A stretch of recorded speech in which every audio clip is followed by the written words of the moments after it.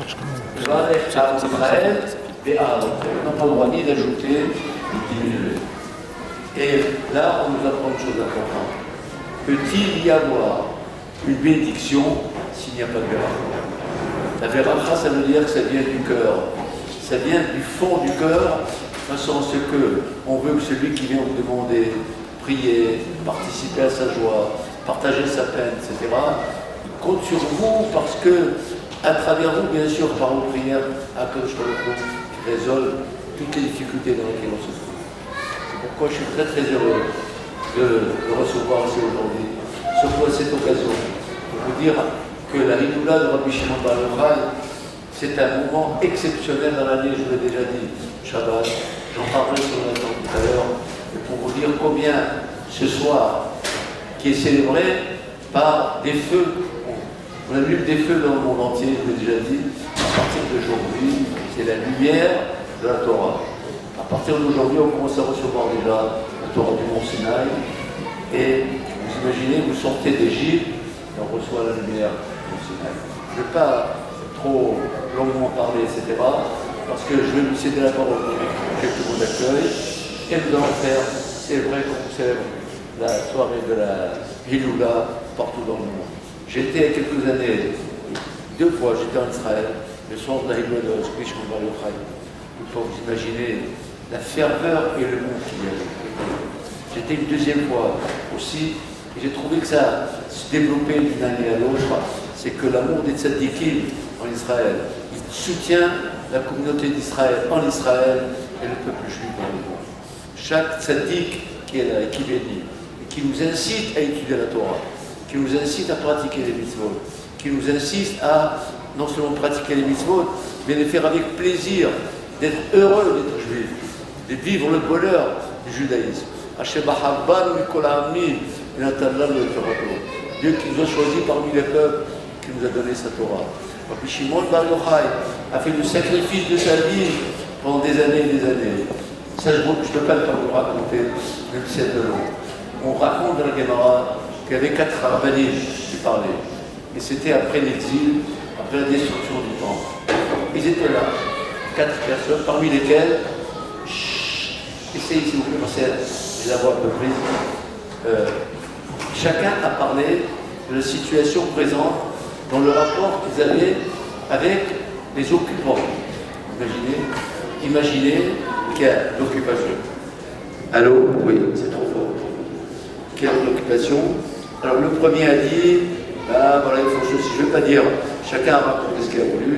Et Rabbi Shimon Bar Yochai a dit, c'est vrai, ces gens-là, ils ont fait, les Romains, ils ont fait une civilisation extraordinaire. Ils ont construit des routes, ils ont construit des immeubles, ils ont construit des maisons. Et l'autre qui répond, les routes, c'est pour avoir la possibilité d'aller très vite pour voler les gens. Les maisons, c'était des maisons, des mœurs les plus basses qui peuvent exister. Ceci et cela. Ça s'est entendu. Quand Rabbi Shimon avait dit cela, on avait voulu le poursuivre pour le condamner, il s'est enfui et il est resté 12 ans enfermé dans une grotte en train d'étudier la Torah, et à partir de ce moment-là, le Zohar a apparu dans le monde. Et il est sorti après 12 ans. Quand après 12 ans il est sorti, il a vu le monde travailler, il dit comment c'est possible? Pour lui servir Dieu, ils sont en train de travailler, et ce qu'il voyait, il le brûlait. Alors que Shalom a dit non. Je n'étais pas sorti de là pour que tu puisses aller détruire le monde. Il est revenu pendant 1 an pour apprendre comment il faut sortir et être tolérant vis-à-vis des autres, être compréhensible vis-à-vis des autres. Et voilà Rabbi Shimon Bar Yochai. Tellement fort pour lui-même, exceptionnel, 12 ans. C'est marqué, il n'avait pas de quoi se couvrir. Pour dormir, il se mettait à l'intérieur du sable qui était chaud de la journée, qu'il pouvait dormir. Il n'avait pas de quoi dormir, il n'avait pas de quoi s'habiller.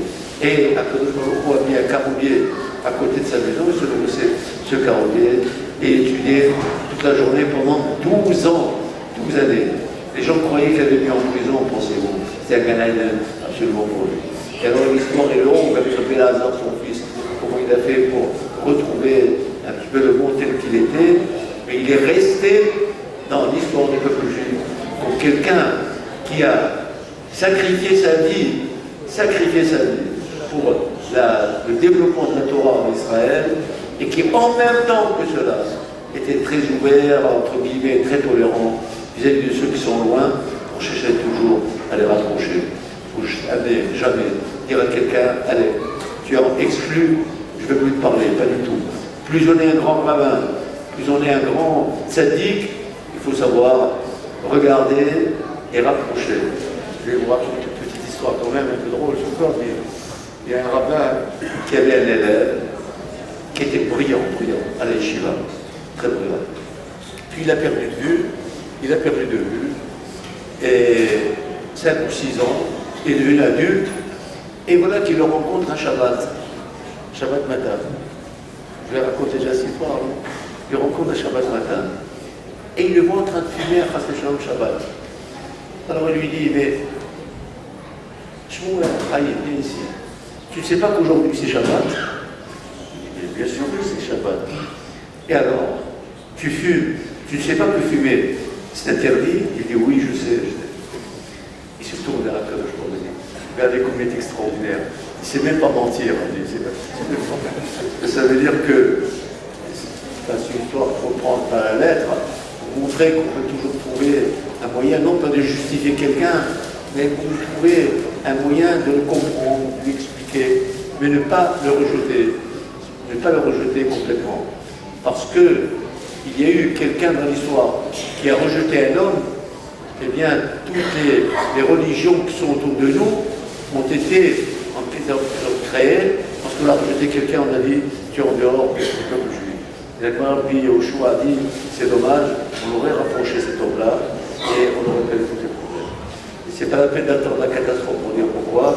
Nous, rabbins, on doit être très ouverts vis-à-vis des autres, très compréhensifs, très souriants, ne pas le faire croire qu'ils sont exclus. Mais Chol Balaïr, Liboudé Hachem, nous sommes tous ensemble. Et l'exemple de Rabbi Shimon Bar Yochai est là pour le dire. Et c'est une très belle réunion. Kézéchout, je vous assure, il faut le mesurer. On l'a ce soir, d'abord Bédaville Pitol.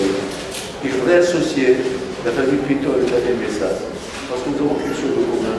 Nous avons des parents, des grands-parents, des maîtres de la Torah, qui ont été vraiment les lumières de cette Torah, qu'un peu je crois qu'on fasse, par les routes de Rabbi David. Et par le zérout de nos parents, des tzadikim qui ont une dimension spirituelle extraordinaire, eh bien, que ce soit une bénédiction pour nous, pour que nous soyons toujours, comme disait mon père, dans la grande réussite, les Gashmiyut, on va dire, sur le plan matériel, et pourquoi pas matériel, et sur le plan spirituel. Voilà les bénédictions que je voudrais vous transmettre, non pas de ma voix, mais de la voix de nos parents. Et bien sûr, Rabbi David va nous bénir tous maintenant et introduire un petit peu cette soirée. Rabbi David.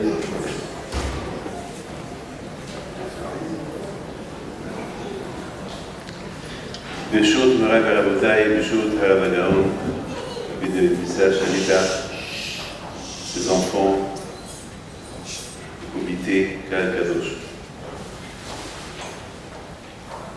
Entendre notre Rav parler de simplicité, avec beaucoup d'émouna, beaucoup de conviction, il n'y a pas beaucoup à ajouter.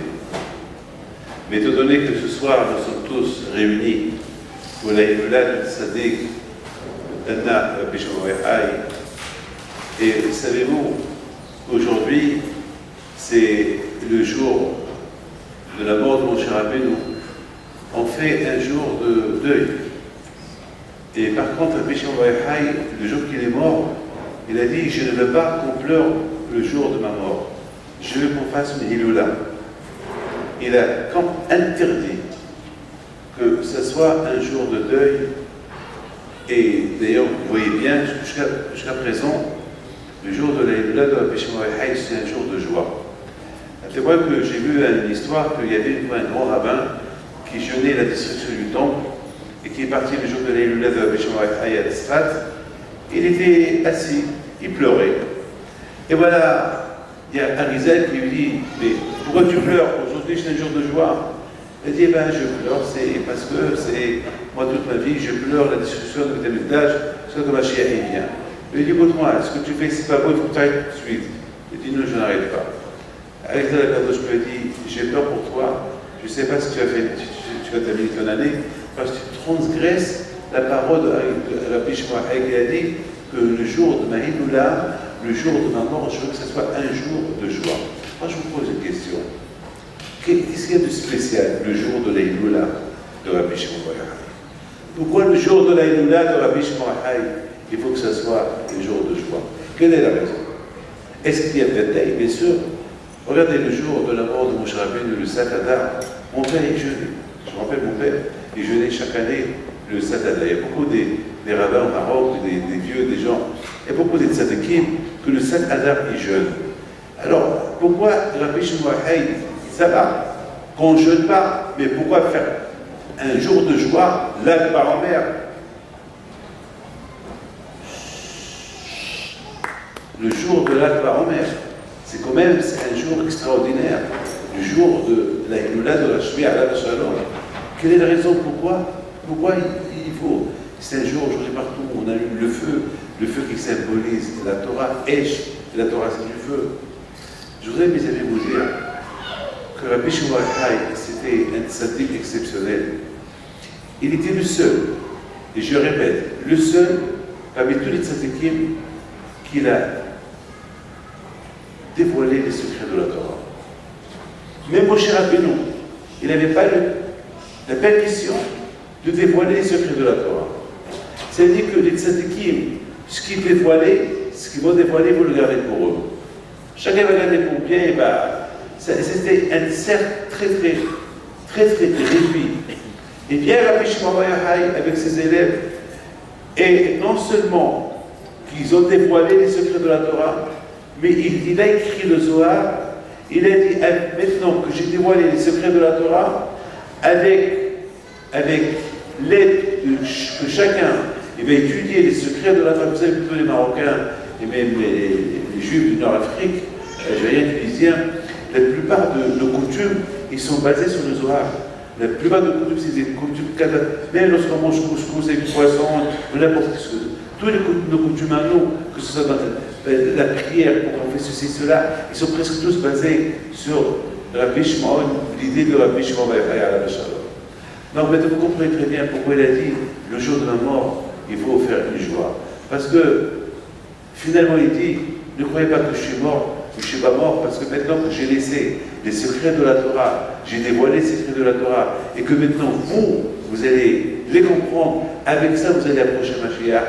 Et donc, Gal, c'est la joie. Gila, c'est la joie. Il est mort à l'Akbar Omer. Là, c'est Gal. Je termine avec une petite histoire que je vais vous raconter. Mais je veux que vous l'écoutez. Vous savez, nous, les Juifs, on a grandi au Maroc. Je ne parle pas à Hajjalom, même ma femme qui est algérienne, elle aussi, c'est le même chemin que même nos frères tunisiens. On a cette émouna, mais maintenant je parle pour les Marocains parce que je suis né là-bas. Et que je suis là-bas, je connais, je peux que témoigner ce que j'ai vu. À Essaouira, lorsqu'on avait un problème, qu'est-ce qu'on faisait? La première chose, on prenait une bougie. On allait acheter une bougie. Et on allait au cimetière. On va allumer la bougie dans un tzadikim. À Essaouira, Rabbi Pinto, il y a Rabbi Yaakov Bibas, il y a pas mal de tzadikim à Essaouira. Rabbi Yosef Knafo, Rabbi David Knafo, Rabbi Moshe Pinto, il y a des tzadikim là-bas, ils allumaient leurs bougies, et c'est comme ça. On a grandi avec cette émouna. Il y a 2 semaines, je ne raconte pas une histoire qui s'est passée il y a longtemps. Je raconte une histoire qui s'est passée il y a 2 semaines. Pas que je raconte des histoires qui s'est passées. Et cette histoire, elle va vous montrer c'est quoi la grandeur de Akadosh Baruch Hu. Et celui qui a les mots à Akadosh Baruch Hu, et celui qui compare Hachem à son père, alors il ne peut que gagner. Comme un enfant, ces enfants qui sont présents, ce qu'ils veulent, ils peuvent obtenir. Ils demandent à leur papa. Si papa il dit non, ils vont aller chez maman.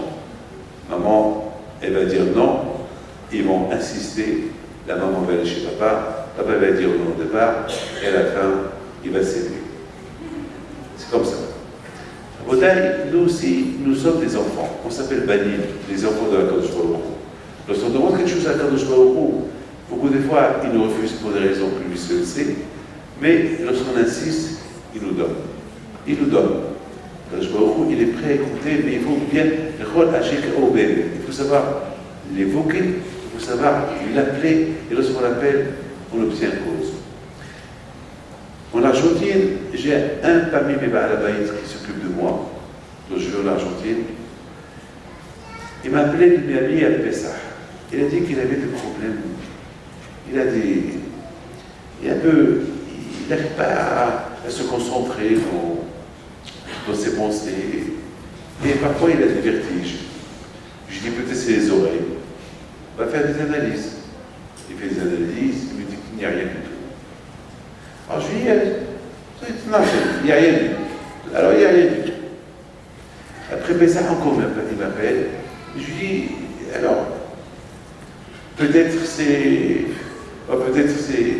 tu ne manges pas assez, peut-être que de l'eau. Finalement, sa fille m'appelle, tout le monde m'appelle. Et chaque fois je répète, je dis, ça y est du tout, ça y est du tout. Vous voyez, il y a 2 semaines, un vendredi, j'étais à la maison, je reçois un coup de téléphone de sa fille. Elle me dit, dites-moi, Rabbi David, vous dites à papa, c'est rien du tout. Je dis, non, c'est rien du tout. Il me dit, mais vous êtes un menteur. Je répète la phrase qu'elle m'a dit. Mais vous êtes un menteur. La première fois dans ma vie que j'entends quelqu'un qui me traite de menteur, quelqu'un de proche qui me traite de menteur, j'étais un peu choqué, mais je ne sais pas comment lui répondre. Je dis, à ma life, je suis un menteur. Je dis, oui. Je dis, comment vous dites ça? Je dis, comment vous dites que papa il a rien du tout? On a fait des analyses aujourd'hui, il a 2 tumeurs malignes de la tête. Et que l'une, peut-être après 4 heures d'opération, peut-être il va arriver à l'enlever, mais la deuxième, c'est risqué, après 12 heures d'opération, c'est risqué. Et qu'est-ce que vous dites?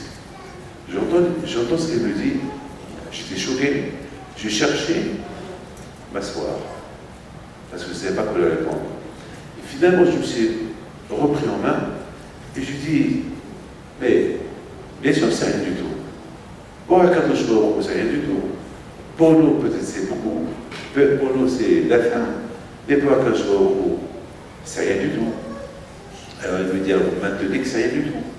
Je lui dis, pour moi, c'est quelque chose. Mais pour Hachem, c'est rien du tout. Ce que je t'ai dit, c'est rien. Pour un cadre de chevaux, c'est rien. Elle me dit, ça veut dire quoi? Mon père peut faire l'opération? Je lui dis, mais s'il faut le faire, qui le fait? Et voilà, son père était au téléphone à côté, et on prend le téléphone, il me dit, alors ça veut dire que je vais à New York faire l'opération jeudi prochain. Je dis oui. J'accroche le téléphone, pendant un quart d'heure, je n'ai pas parlé. J'ai commencé à réfléchir, j'ai couru à la cuisine, j'allume les veilleuses et de Saint-Équipe. Et je commençais à prier à Hachem, ne me fais pas honte et ne te fais pas honte. Parce que parce que ce que j'ai dit, je l'ai dit par émouna, par conviction que je crois en toi. Alors maintenant, si toi, quand je vois au bout, tu ne fais pas quelque chose, on va me prendre pour un menteur.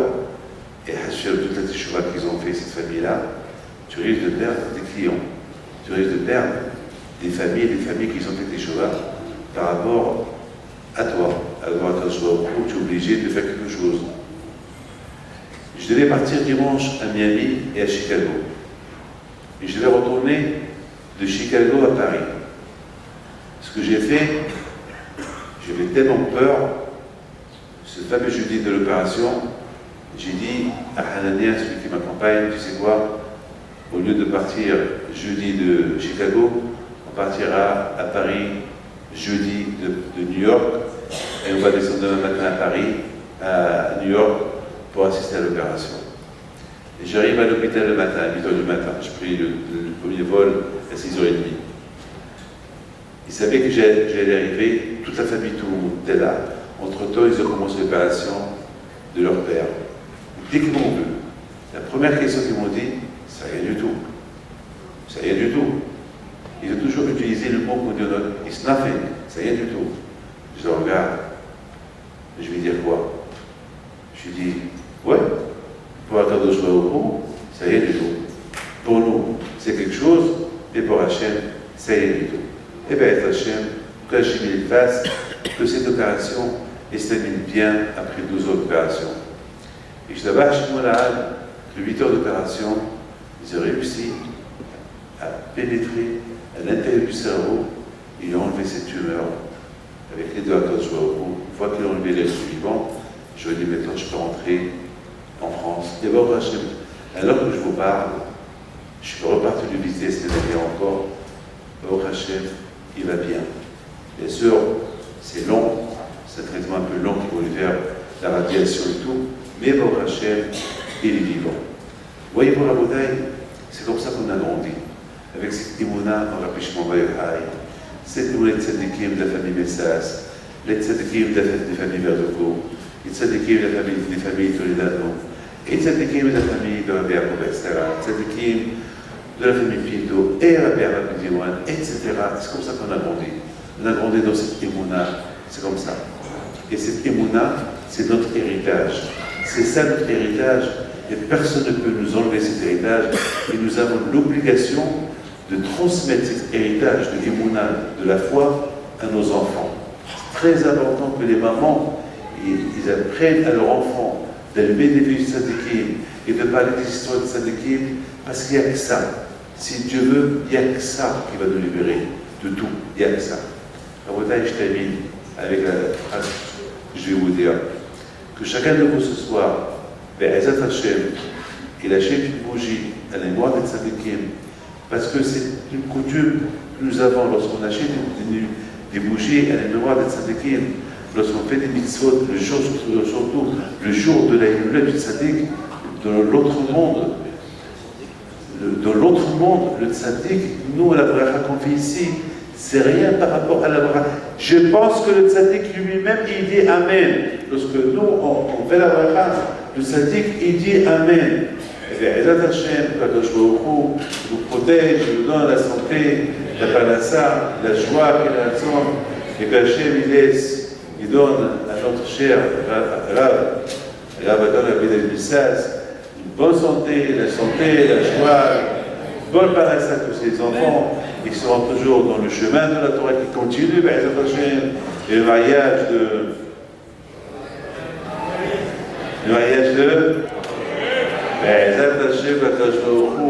l'année prochaine, on viendra ici et sa femme sera Ezat Hashem Génération.